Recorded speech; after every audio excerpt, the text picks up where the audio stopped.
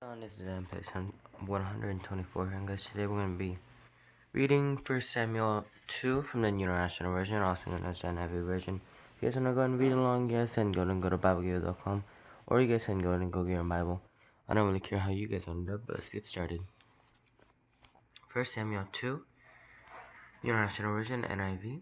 Hannah's prayer. Then Hannah prayed and said, "My heart rejoices in the Lord, my horn is lifted high. My mouth boasts over my enemies, for I delight in your deliverance. There is no one holy like the Lord. There is no one besides you. There is no rock like your God. Do not keep talking so proudly or let your mouth speak such arrogance. For the Lord is a God who knows, and by him deeds are weighed. The bows of the warriors are broken, but those who stumble are armed with strength. Those who are full hire themselves out for food, but those who are hungry no more. She who has borne 7 children, but she who has had many sons pines away.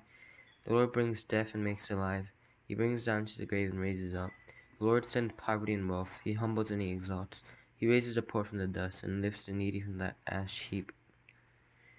He seats them with princes and has them inherit the throne of honor. For the foundations of the earth are the Lord's. On them he has set the world. He will guard the feet of his faithful servants, but the wicked will be silenced in the place of the darkness. It is not by strength that one prevails. Those who oppose the Lord will be broken. The Most High will thunder from heaven. The Lord will judge the ends of the earth. He will give strength to his king and exalt the horn of his anointed.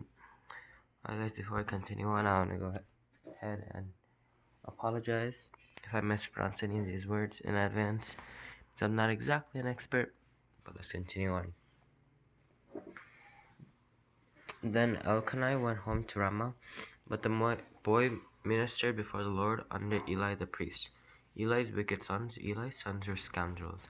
They had no regard for the Lord. Now it was the practice of the priest that whenever any of the people offered a sacrifice, the priest's servant would come with a 3-pronged fork in his hand. While the meat was being boiled, and would plunge the fork into the pan or kettle or cauldron or pot. Whatever the fork brought up, the priest would take for himself. This is how they treated all the Israelites who came to Shiloh. But even before the fat was burned, the priest's servant would come and say to the person who was sacrificing, "Give the priest some meat to roast. He won't accept boiled meat from you, but only raw." If the person said to him, "Let the fat be burned first, and then take whatever you want," the servant would answer, "No, hand it over now. If you don't, I'll take it by force." The sin of the young men was very great in the Lord's sight, for they were treating the Lord's offering with contempt. But Samuel was ministering before the Lord, a boy wearing a linen ephod. Each year his mother made him a little robe and took it to him when she went up with her husband to offer the annual sacrifice. Eli would bless Elkanah and his wife, saying, May the Lord give you children by this woman to take the place of the one she prayed for and gave to the Lord. Then they would go home, and the Lord was gracious to Hannah, and she gave birth to 3 sons and 2 daughters. Meanwhile the boy Samuel grew up in the presence of the Lord. Now Eli, who was very old, heard about everything his sons were doing to all Israel, and how they slept with the woman who served at the entrance to the tent of meeting. So he said to them, "Why do you do such things? I hear from all the people about these wicked deeds of yours. No, my sons, the report I hear spreading among the Lord's people is not good. If one people sins against another, God may meditate for the offender. But if anyone sins against the Lord, who will intercede for them?" His sons, however, did not listen to their father's rebuke, for it was the Lord's will to put them to death. And the boy Samuel continued to grow in stature and in favor of the Lord and with people. Prophecy against the house of Eli. Now a man of God came to Eli and said to him, "This is what the Lord says. Did I not clearly reveal myself to your ancestors' family when they were in Egypt under Pharaoh? I chose your ancestor out of all the tribes of Israel to be my priest, to go up to my altar, to burn incense, and to wear an ephod in my presence. I also gave your ancestors' family all the food offerings presented by the Israelites. Why do you scorn my sacrifice and offering that I prescribed for my dwelling? Why do you honor your sons more than me by fattening themselves on the choice parts of every offering made by my people Israel. Oh, therefore the Lord, the God of Israel, declares, I promise that members of your family will minister before me forever, but now the Lord declares, far be it from me.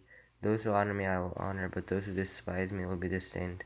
The time is coming when I will cut short your strength from the strength of your priestly house, so that no one in it will reach old age. And you will see distress in my dwelling. All the good will be done to Israel. No one in your family line will ever reach old age. Every one of you that I did not cut off from serving at my altar, I'll spare only to destroy your sight and sap your strength, and all your descendants will die in the prime of life. And what happens to your two sons, Hophni and Phinehas, will be a sign to you. They will both die on the same day. I'll raise up for myself a faithful priest who will do according to what is in my heart and mind. I'll firmly establish his priestly house, and they will minister before my anointed one always. Then everyone left in your family line will come and bow down before him for a piece of silver and a loaf of bread and plead, appoint me to some priestly office so I can have food to eat. Alright guys, I hope that you guys enjoyed. Make sure to subscribe, make sure to click that like button, make sure to click the bell to be notified when I post. Anyway guys, I'll see you next time. Bye.